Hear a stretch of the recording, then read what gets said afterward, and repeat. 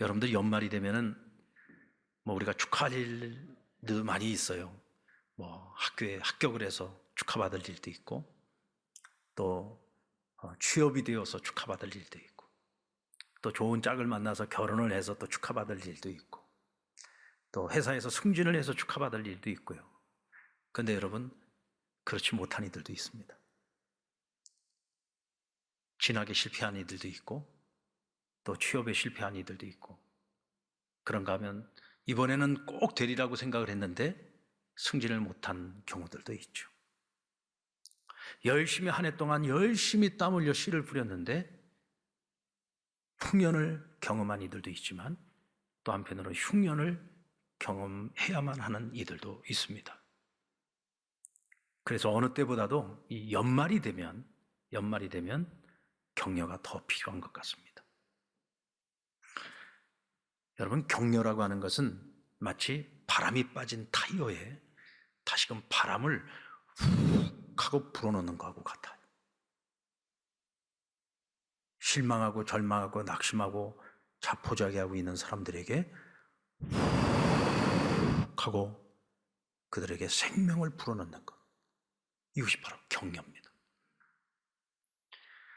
다메섹 도상에서 주님을 만나 회심했던 바울은 원래 다메섹에 갈 때는 기독교를 핍박하러 갔는데 갔던 목적이 바뀌어서 오히려 거기서 거듭남을 경험을 하고 회당에 들어가서 유대인들을 대상으로 해가지고 예수가 하나님의 아들이라고 하는 사실을 그들에게 담대하게 전하기 시작했습니다.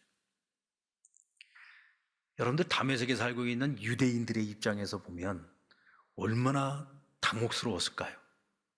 자기들과 한편이라고 생각했고 정말 자기들보다 누구보다도 이 유대교 신앙의 으뜸이라고 생각을 했던 바울이, 그것도 기독교 핍박하러 왔던 사람이 갑자기 확 뒤집어져 가지고 오히려 예수가 하나님의 아들이라고 전도를 하러 다닌단 말이에요. 얼마나 황당했겠습니까? 그래서 그들이 모여갖고 작당하기를, 저 바울을 죽여야 되겠다. 저 바울은 우리에게 유익한 자가 아니라 저는 해악스러운 자다. 그래서 그를 죽이려고 했지만 정말 구사일생으로 그곳에서 빠져나오게 됩니다. 하지만 여러분, 바울이 회심을 하고 난 그 이후에 유대인들로부터 닥쳐오는 여러 가지 많은 위기와 환난과 고난과 핍박도 그가 풀어야 될 문제지만, 그보다도 그가 먼저 풀어야 되는 아주 큰 숙제가 하나가 있었어요. 그것이 뭡니까? 당시의 교회 공동체, 초대 교회 공동체인 예루살렘 교회의 사도들과 성도들로부터 자신이 회심했다라고 하는 이 사실이 받아들여져야 된단 말이에요. 자신이 예수 그리스도로부터 받은 사명을 그들이 인정해 줘야 된단 말이죠. 만약에 그들이 바울의 회심을 인정해 주지 않고 받아들이지 않고 그를 자신들의 교회의 한 일원으로 품어주지 않으면 아무것도 할 수 없는 거예요. 무엇을 한다고 해도 그것이 정당화될 수가 없습니다. 그래서 이 공동체의 한 일원이 되고 받아들여진다는 건 굉장히 중요한 문제인 겁니다. 근데 26절 말씀에 보면, 한번 같이 읽어볼까요? 시작.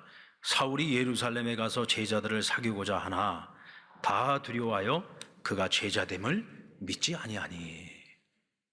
아무도 믿어주지 않는 거예요. 왜 안 믿어줄까요? 아니, 얼마 전까지만 하더라도 그렇게 교회를 핍박했던 사람인데 갑자기 이 사람이 이렇게 돌변했단 말이에요. 어느 날 갑자기 확 바뀐 거예요. 회심을 하고 그리스도의 제자가 됐다고 하고 내가 복음 전하면 내가 목숨을 바친다고 하고, 이게 도무지 믿어지질 않는 거야. 혹시라도 이 사람을 잘못 받아들였다가 이 교회가 큰 환난을 겪지 않을까, 이런 두려움들이 사도들에게도 있었고 교인들에게도 있었던 거죠. 그래서 바울과 교회 사이에 반드시 이 오해를 풀어줄 수 있는 누군가가 필요했던 겁니다. 중간에서 중재의 역할을 할 사람이 필요했단 말이죠. 또 오늘 성경에 보니까 그 역할을 누가 해주었느냐? 바나바라고 하는 인물이 그 일을 맡아서 감당해 줍니다. 바나바는 그 이름의 뜻이 권위자라고 하는 뜻이에요. 바나바는 온 교회, 예루살렘 교회 성도들로부터 존경을 받는 그런 인물이었습니다. 사도행전 11장 24절에 보면 바나바는 착한 사람이요 믿음이 성령이 충만한 사람이라 이에 큰 무리가 죽게 더하여지더라 그랬어요.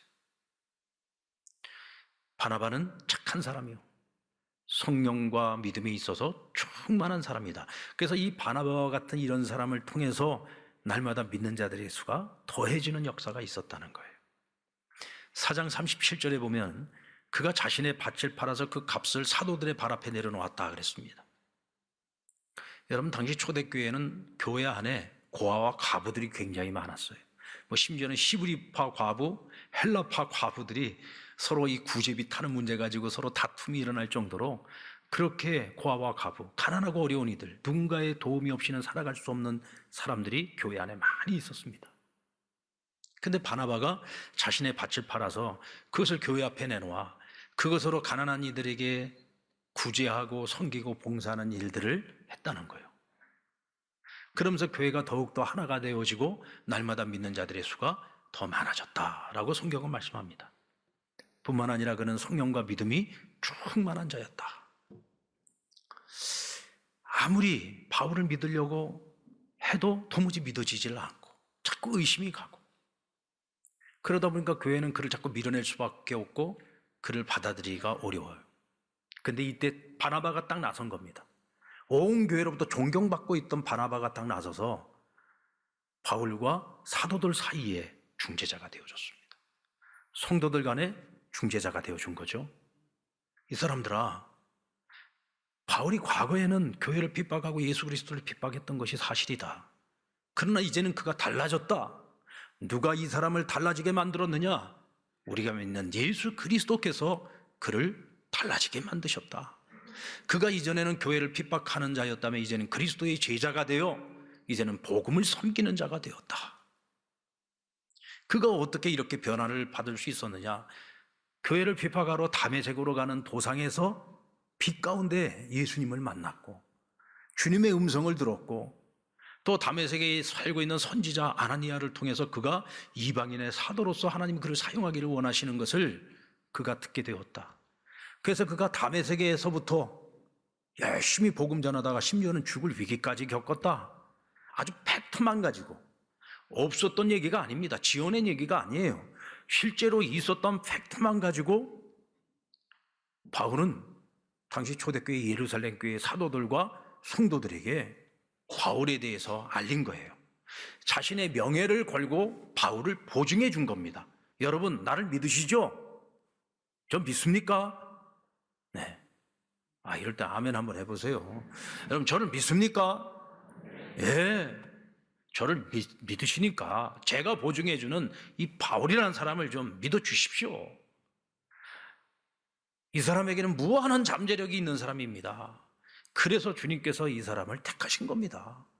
앞으로 우리 교회 큰 일꾼이 될 겁니다. 복음을 위한 큰 일꾼이 될 겁니다. 그리고는 그를 보증하면서 추천을 해준 거죠.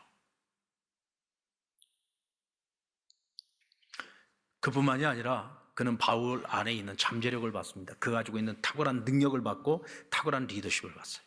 그 나중에 이제 수리아 안디옥 교회라는 최초의 이방인 교회가 이방인들에게 본격적으로 복음을 전하기 위해서 선교사를 파송하는데, 그때 첫 번째 1호 선교사로 누구를 택했느냐 하면 바로 바나바를 택했습니다.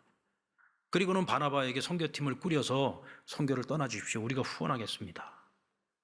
이때 그가 이 선교팀에 누구를 끌어들였어요?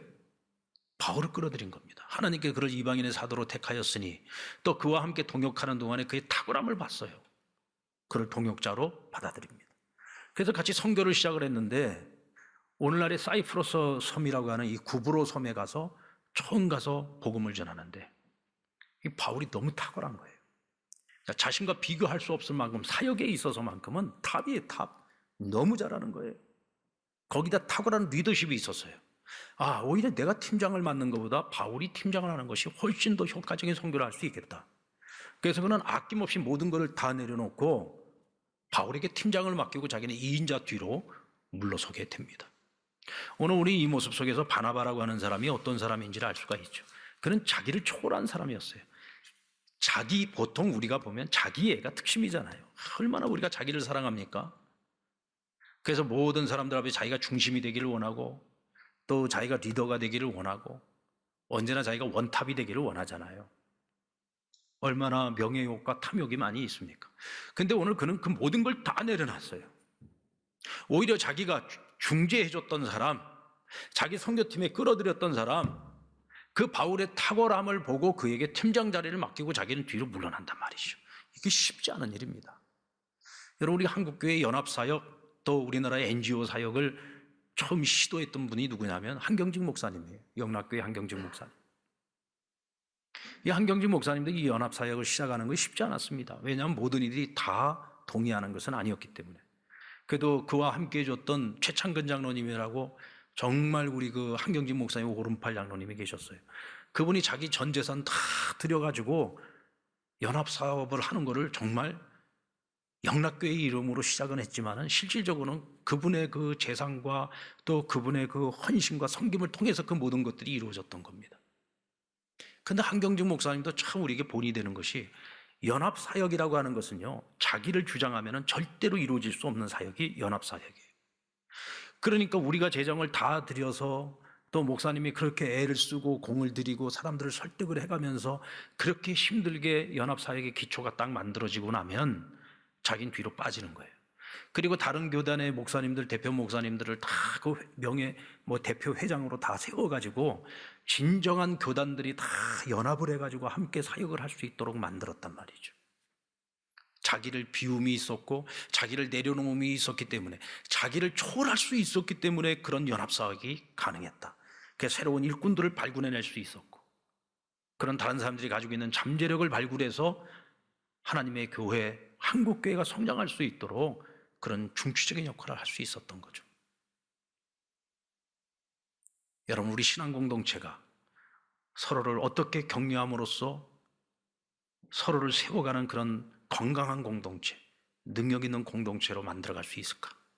저는 바라바를 통해서 오늘 우리가 좀 함께 배워보기를 원합니다. 여러분, 격려라고 하는 것은요, 칭찬하는 겁니다. 여러분, 칭찬은 고래도 춤추게 한다고 하잖아요. 바나바는 사도들과 그리고 교회들에게 이 바울에 대해서 정말 내가 할 수 있는 최고의 칭찬을 했습니다. 근데 이 칭찬이 없는 것을 지어서 한 게 아니고 바울에 대한 객관적인 사실을 잘 관찰을 하고 검토를 한 후에 있는 사실 팩트를 가지고서 그를 칭찬한 거죠.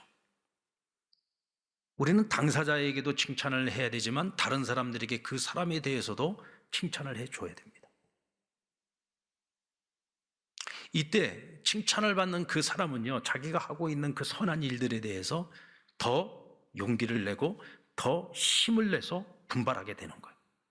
그래서 끝까지 이 선한 사업을 포기하지 않고 최선을 다해서 그 일을 감당할 수 있게 되는 것입니다. 히브리서 10장 24절에 보면 서로 돌아봐와 사랑과 선행을 격려하라 그랬어요. 여기서 돌아보라는 말은 서로 관찰하라는 뜻입니다. 그래서 그 사람이 진정 칭찬받을 만한 일이 무엇인지를 잘 살펴서 칭찬받을 일들을 우리가 칭찬해 주는 것이 중요하다는 거죠. 여러분들, 우리 지금 교회 성탄 트리 해놓은 거 여러분들 보셨죠? 너무 아름답죠? 네, 너무 아름답죠? 여러분들 다른 교회 어디를 가봐도 제가 볼 때는 어디 백화점보다 더 잘 해놨어. 저희 교회 성탄 트리가요, 이게 그냥 만들어진 게 아닙니다. 저에게 한창 아이들 기르고 있는 우리 젊은 엄마들, 우리 젊은 여전대 회원들이 한 6명 그 팀이 있어요. 이분들이 거의 한 달 정도를 준비한 거예요. 계속 같이 모여서 회의하고 물품을 구입을 하고 또 시장 가서 구입이 안 되면은 인터넷으로 주문을 하고. 여러분들, 우리 1층 로비를 보면은 천정이 얼마나 높습니까? 우리 교회처럼 이렇게 천정이 높은 이런 로비를 가지고 있는 교회가 별로 없어요. 이 천정이 우리가 손이 닿지를 않기 때문에 그냥 사다리로도 안 되고 전동 사다리를 이용을 해야 됩니다. 여러분들 한번 기회가 되면 전동 사다리 타고 한번 꼭대기까지 올라가 보세요. 다리가 후들후들해요. 근데 이 젊은 엄마들이 그 전동 사다리 타고 그 꼭대기까지 올라가서 거기다가 막 전선 다 연결하고 거기다 전구를 달고 그 위험을 무릅쓰고 가서 그거 다 하는 겁니다. 정말 칭찬받아 마땅하죠. 근데 여러분들 그 아름다운 트리를 보면서 진짜 아름답다. 아유, 누가 이렇게 예쁘게 트리를 해놨지? 아유, 진짜 수고했겠다, 고생했겠다. 우리 교인들이 다 그 마음은 다 갖고 있어. 마음은 다 갖고 있는데 이 표현을 잘 할 줄 몰라요, 이게. 표현을. 좀 여러분들 칭찬을 할 때는요, 좀 액션이 과해야 돼요. 그리고 칭찬을 할 때는 조금 과하게 칭찬을 하는 겁니다. 그래야 열심히 수고하고 애쓴 사람들이 보람도 있는 거고 다음에는 더 열심히 하지 않겠습니까? 그래서 제가 왜 이렇게 다들 칭찬들을 안 해? 그랬더니 어느 분이 그러시더라고요. 아유, 목사님, 우리 교인들은요, 그걸 보면 이게 먹고 이런다는 거예요. 이게 먹고 이런다는 거예요. 그래서 내가 아니, 이게 먹고 이 소리 듣고 이게 다음에 더 열심히 하고 싶겠냐? 그랬더니 저희 목사님 중에 아주 경상도 본토 분이 계시는데 절 보고 그러더라고요. 목사님, 경상도에서 이게 먹고가 최고의 찬사라는 거예요. 야, 내가 참 찬사도 찬나 별 희한한 찬사를 다 봤다. 그래도 우리 교인들이 참 보면 립 서비스가 좋은 교인들이에요. 표현도 잘하는 편이고. 그런데 여러분, 그 정도 갖고 안 돼요. 누군가에게 격려를 하기 위해서는요, 조금 더 많은 칭찬이 필요합니다. 하다못해 집에서 밥을 먹을 때에도 아내와 엄마가 열심히 음식을 해서 좀 상에다 내놓으면 똑같은 된장찌개를 먹어도 좀 더 과한 칭찬을 해주면 그 다음에는 거기에 고기가 더 들어가잖아요. 그렇지 않습니까? 먹으면서 왜 맨날 똑같은 된장찌개만 주느냐고 그러면은 다음에는 된장찌개도 안 줘요. 시래기국이나 주지. 칭찬은요, 모든 사람을 기쁘게 해줍니다. 칭찬은 모든 사람에게 격려가 돼요. 누가 됐든. 우리 상랑교회가 더 많이 칭찬하고 더 많이 격려하는 그런 건강하고 사랑이 넘치는 공동체가 되기를 바랍니다. 그리고 격려는 위로하는 거예요. 사람들이 실수하거나 실패했을 때, 고난이 찾아왔을 때 스스로를 자책하는 경향이 많습니다. 내가 좀 더 힘을 냈어야 되는데, 내가 좀 더 열심히 했어야 되는데, 내가 조금만 더 했으면 되는데, 그런 자책하는 마음이 생겨요. 그러지 않아도 자책을 하고 있는데 대학에 떨어진 아이가 이불 뒤집어 쓰고 누워 있는데 엄마가 한다는 말이 야, 그러길래 더 열심히 하라고 했잖아. 남들보다 더 해야지 들어가는 거지. 너가 그만큼 하니까 안 들어가는 거야. 못 들어가는 거야. 내가 그렇게 공부해라 노래를 불러도 네가 그렇게 공부를 안 했는데 지금 누구를 탓하는 거냐? 여러분들 이런 말이 그 아이에게 위로가 될까요? 그 말 듣는다고 그 아이가 그냥 바로 책상에 앉아서 공부할까요? 그러지 않아도 자책하고 있는 이 마음에 자기가 더 미워지고 자기가 더 싫겠죠. 또 그렇게 말하는 그 엄마에 대한 분노가 생기지 않겠습니까? 에이, 나는 이제 해도 안 돼. 그걸 다 포기해버리지 않겠어요? 격려가 필요할 때 격려를 해주고 위로를 해줘야지 되는데 위로가 아니라 오히려 책망을 해요. 그러면 그 자책하는 마음이 더 커지는 거죠.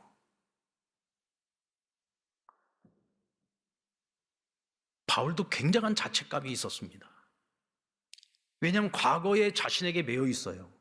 내가 과거에 얼마나 예수를 핍박하고 교회를 핍박했는지, 그런 나를 교회가 인정해 주지 않고 받아주지 않는 것이 너무나도 당연한 일이지. 과거를 생각하면 나도 내가 용서가 안 돼. 근데 어떻게 교회와 성도들이 나를 용서하고 받아들일까? 막 그 생각을 하면 너무 괴롭고 힘든 거죠. 근데 이때 바나바가 나서서 그의 마음속에 이젠 더 이상 자책하는 마음이 아니라 희망을 가지고 소망을 가지고 더욱더 하나님께 매달릴 수 있도록 그를 이끌어 줍니다. 괜찮아요, 바울 선생, 괜찮아. 주님께서 당신을 당신의 자녀로 삼아주신 것은 당신의 과거를 더 이상 묻지 않겠다는 거예요.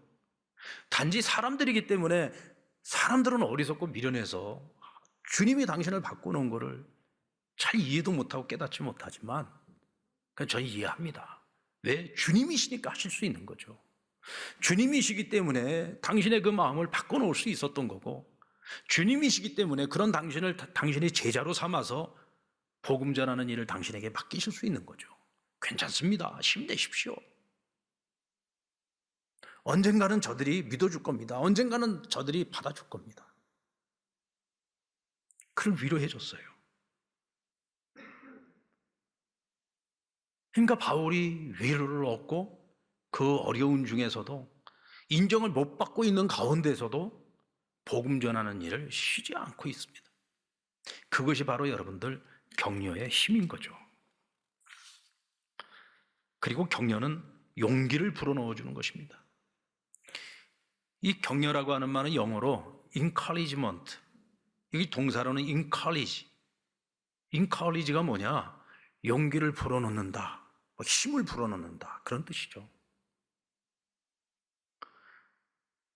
실패를 바라보면서 절망하고 나는 안 돼라고 자책감에 빠져서 주저앉아 있는 사람에게 용기를 불어넣어서 아니야, 할 수 있어, 일어나, 새롭게 도전해봐 하고 그에게 도전할 수 있도록 용기를 불어넣어 주는 것, 이게 바로 격려인 겁니다.